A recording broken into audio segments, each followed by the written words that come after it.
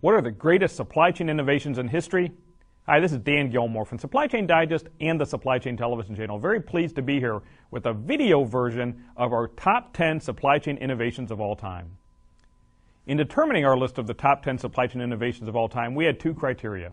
The innovation had to be clearly developed by a single set of companies or individuals, and the innovation had to have had a deep and lasting impact on supply chain practice.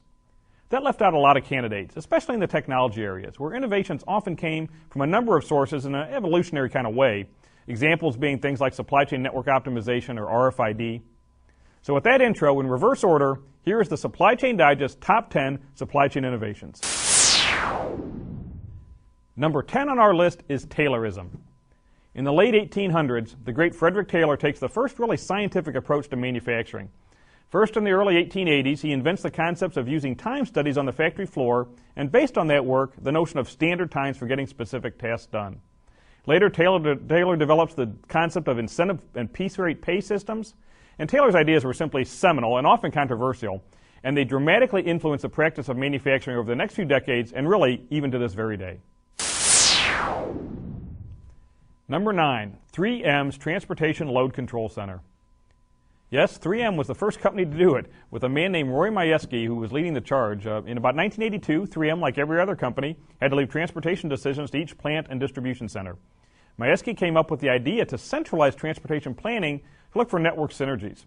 He took a mainframe software application being used by Schneider National, one of 3M's major carriers, and modified it to be workable from a shipper perspective. Ship sites called in planned shipments, carriers and routings were phoned back. The load control center is now, of course, standard practice in the transportation industry today. Number 8, Distribution Requirements Planning, or DRP. In the late 1970s, Andre Martin ran operations for Abbott Labs Canada and found himself caught between manufacturing and distribution managers who could never seem to quite get the inventory questions right and always were pointing fingers at each other. Realizing that what was needed was a sort of manufacturing resources planning for inventory distribution, Martin led a successful effort to build the first computerized DRP system, which in turn led to a groundbreaking book that really invented the software category of DRP, as several technology firms built products based on these ideas. This was in many ways the start of today's supply chain planning software industry, and hence very much deserves to be on our list. Number 7, the Federal Express Package Tracking System. After really reinventing the category of express parcel shipments, FedEx went a step further in the mid-1980s with its development of a new computerized tracking system that provided near real-time information about package delivery. FedEx began outfitting their drivers with small handheld computers for scanning pickups and deliveries, and when the reader was placed into a communications cradle back inside the truck, a shipment status was available end-to-end. The FedEx system really drove the idea that information was about as important as the package itself, and was really the foundation of our current supply chain visibility systems and concepts. Number 6, the Universal Product Code, or UPC. This one came close to violating our criteria for clear heritage, as the problem of automatic identification for consumer products had been worked on for some time. But in the early 1970s, a company called Logicon wrote a standard for something very close to what became known as the Universal Product Code, or UPC, to identify via a barcode a specific SKU, an effort that was finalized just a short time later by George Laurer of IBM. The first implementation of the UPC was actually in 1974 at a Marsh's supermarket in Troy, Ohio, north of Dayton.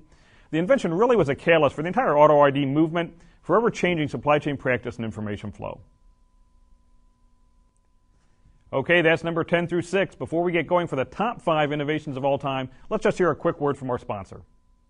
Supply chain success today requires the best in enabling technology. Deep, innovative functionality, maximum flexibility, web-native architecture, proven customer success, and ROI. There's only one solution that meets all of these requirements and more: Softeon. That's why supply chain and logistics leaders such as Sears, Sony, Siva Logistics, DB Schenker, Dietz & Watson, Time Incorporated, and more rely on Softeon. Warehouse management, transportation management, order management, inventory management, labor management, route accounting, and more. Softeon delivers. Okay, this is Dan. I'm back. Number 5 on our list is the Ford Motor Company assembly line. Henry Ford actually developed the idea for the assembly line approach from some of the flow-type systems he'd seen in meatpacking operations in the Midwest, Cincinnati and Chicago. But it was Ford's adoption of the production approach using a continuously moving line for Model Ts in 1913 that revolutionized not only the automobile assembly process, but took the practice of manufacturing to new levels in many other sectors as well. Total time of assembly for a single car using the production line process fell from 12.5 labor hours to just 93 labor minutes. Incredible.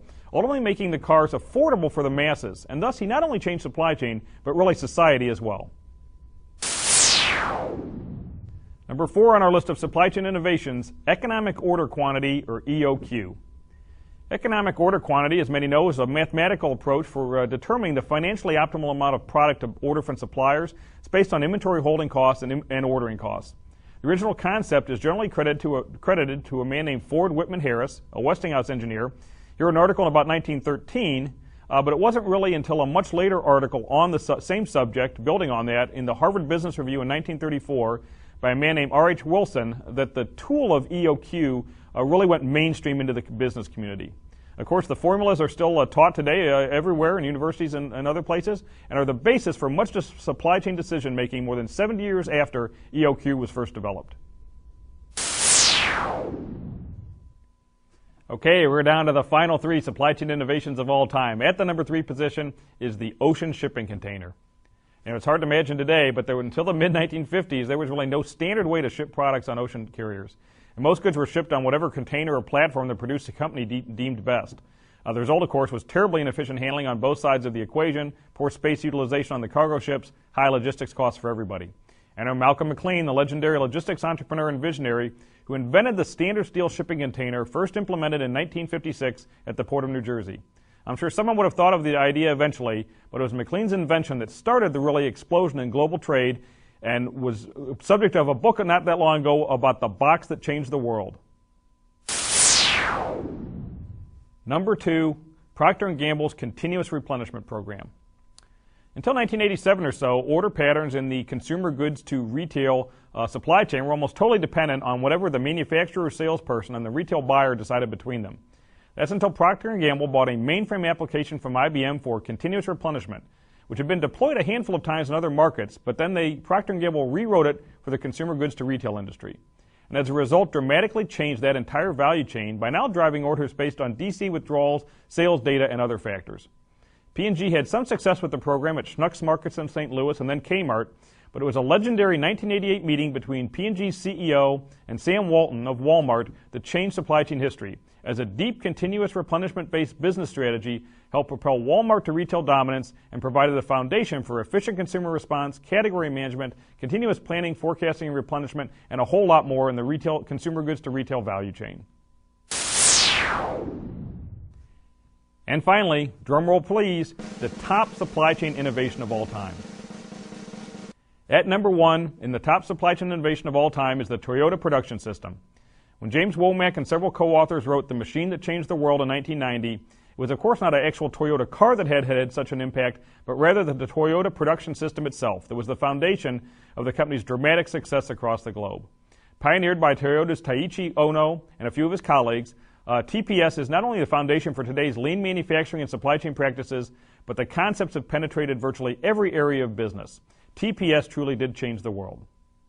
So that's our look at the top supply chain innovations of all time. We certainly hope you enjoyed it.